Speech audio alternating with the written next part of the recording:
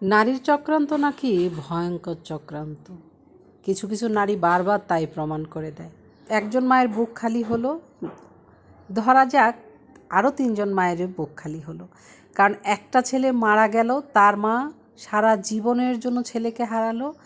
আর যে 3জন ছেলে এখন জেলে বন্দি, তাদের মাও এক ধরনের ছেলেকে হারিয়েই ফেললেন, কারণ তারা তো জেলেই থাকবে।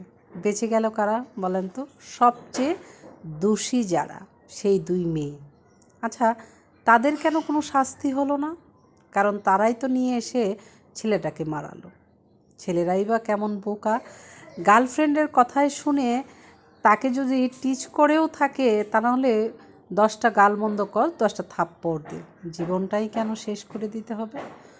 বোকা ছেলে বোঝে না গার্লফ্রেন্ডের জন্য আজ যে ছেলেকে মেরে ফেললাম, আজ আমি জেলে পড়ে আছি, সেই গার্লফ্রেন্ড আজ থেকে 5 বছর পর দিব্যি সংসার করে বাচ্চা কাচ্চা নিয়ে হাজব্যান্ডের ছবিসহ স্টেটাস দিবে হ্যাপি ফ্যামিলি।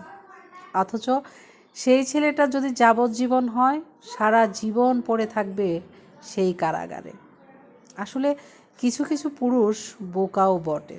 তা না হলে গার্লফ্রেন্ডের মুখের দিকে তাকিয়ে সামান্য একটা হাসির কারণে একটা মানুষের জীবন কেউ নিয়ে নিতে পারে? সত্যিকারেই যদি সেই ছেলেটা সেই মেয়েটার দিকে তাকিয়ে একটু হাসতো, তাহলেও তাকে ছেড়ে দেওয়া উচিত ছিল। আসলে আজকাল মানুষের মধ্যে সহ্য ধৈর্য কোনোটাই যেন আর নেই। একজন আরেকজনকে অকারণে মেরে ফেলবে, এটাই মনে হয় কিয়ামতের আলামত। ওই যে মারা, যে বাবা কষ্ট করে সন্তানগুলোকে বড় করে আজ পড়তে পাঠাইছে সেই ঢাকা শহরে, সেই মা বাবার বুকটা চিরতরে খালি হয়ে গেল শুধু এই 2টো মেয়ের কারণে।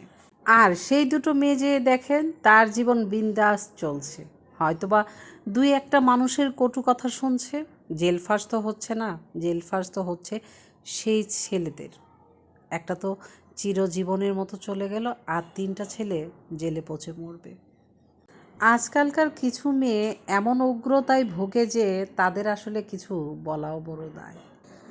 কিছু মেয়ে দেখবেন একটা বয়ফ্রেন্ড জুটায় ফেললে মনে করে সারা পৃথিবীটাই তারা কিনে ফেলেছে।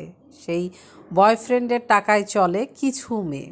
বয়ফ্রেন্ডে এমনভাবে হাতের আঙুলের ইশারায় ঘুরে, আর বয়ফ্রেন্ডও বোকা ছেলে, সেই নারীর ইশারায় চলে। কিন্তু সেই নারীর ইশারায় চলতে গিয়ে তার লেখা পড়া, তার জীবনের একটা অংশ যে ধ্বংস করে দিচ্ছে, এটা আসলে তারা বুঝতে পারে না। সবাই ভালো থাকবেন, নিরাপদে থাকবেন, সন্তানদেরকে দেখে রাখবেন।